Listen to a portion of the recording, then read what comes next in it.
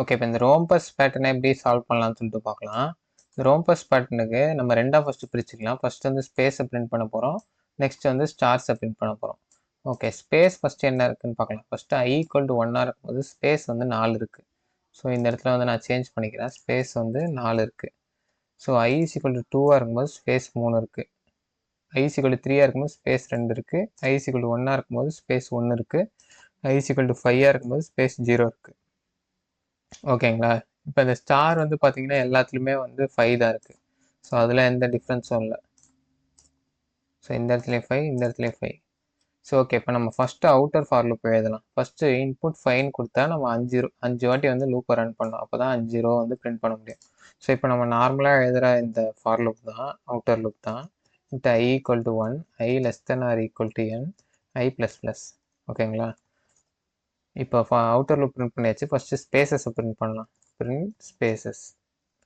Okay, அந்த space print பண்ணுறதுக்கு ஸ்பேஸ்க்கும் ஐக்கும் என்ன ரிலேஷன் இருக்குன்னு பாருங்கள். ஸ்பேஸ் வந்து 4, i வந்து 1. ஓகேங்களா? n வந்து 5. ஸோ n மைனஸ் i தான் வந்து பார்த்தீங்கன்னா ஸ்பேஸ். ஓகேங்களா? ஏன்னா 5 மைனஸ் 1 தான் ஈக்குவல் டு 4. இங்கேயும் 5 மைனஸ் 2 தான் ஈக்குவல் டு 3. ஸோ ஸ்பேஸுக்கும் ஐக்கும் என்னுக்கும் இருக்க ரிலேஷன் வந்து பார்த்தீங்கன்னா n minus i equal to space.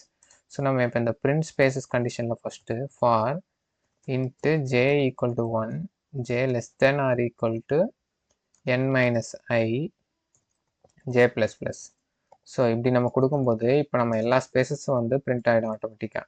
So இந்த இடத்துல நான் ஸ்பேஸ் கொடுத்துக்கிறேன், எல்லாம் ரிமூவ் பண்ணிட்டேன். இப்போ நெக்ஸ்ட் வந்து print stars.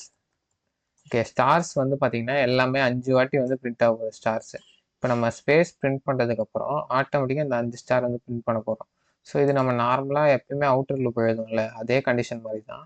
So for int j equal to 1, j less than or equal to n, j plus plus. ஓகேங்களா? n எவ்வளவோ அதுக்கேற்ற மாதிரி அவ்வளோ ஸ்டார் கவுண்ட் வந்து நம்ம பிரிண்ட் பண்ணணும். ஸோ இது சிம்பிள் கண்டிஷன் தான். ஸோ எஸ் அவுட், இந்த எல்லை வந்து ரிமூவ் பண்ணிடலாம். ரிமூவ் பண்ணிவிட்டு இந்த ஸ்டாரை வந்து கொடுத்துக்கலாம். ஸோ இப்போ இது முடிஞ்சதுக்கப்புறம் ஒரு பிரேக் ஸ்டேட்மெண்ட், நெக்ஸ்ட் லைனுக்கு வரத்துக்கு சிஸ்டம் அவுட் பிரிண்டல்.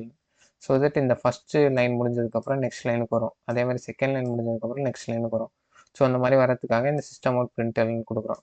ஓகேங்களா? இப்போ நெக்ஸ்ட்டு இது எல்லாமே நம்ம பண்ணியாச்சு. இப்போ ரன் பண்ணி பார்ப்போம் கரெக்டாக இது மாதிரி வருதான்னு. ஓகே, இன்புட் வந்து 5 கொடுத்துக்கிறேன். ஓகே, பக்காவாக பார்த்தீங்கன்னா இப்போ நம்ம ரோம்பஸ் பேட்டர்னை வந்து பிரிண்ட் பண்ணியாச்சு. ஓகே ஃப்ரெண்ட்ஸ், ஸோ இதுதான் நான் இந்த வீடியோவில் உங்களுக்கு சொல்லித்தரணும்னு நினச்சேன். ஸோ இந்த பேட்டர்ன் பிரிண்டிங் வந்து உங்களுக்கு நல்லாவே அண்டர்ஸ்டாண்ட் ஆகிருக்கும்னு நினைக்கிறேன். ஸோ இதே மாதிரி வேறு என்ன பேட்டர்ன் பிரிண்டிங் ப்ராப்ளம் நான் வந்து அப்லோட் பண்ணணும்னு சொல்லிட்டு கமெண்ட் செக்ஷனில் வந்து மறக்காமல் சொல்லுங்கள். ஸோ தேங்க்ஸ் ஃபார் வாட்சிங் த வீடியோ. கீப் வாட்சிங், கீப் சப்போர்ட்டிங்.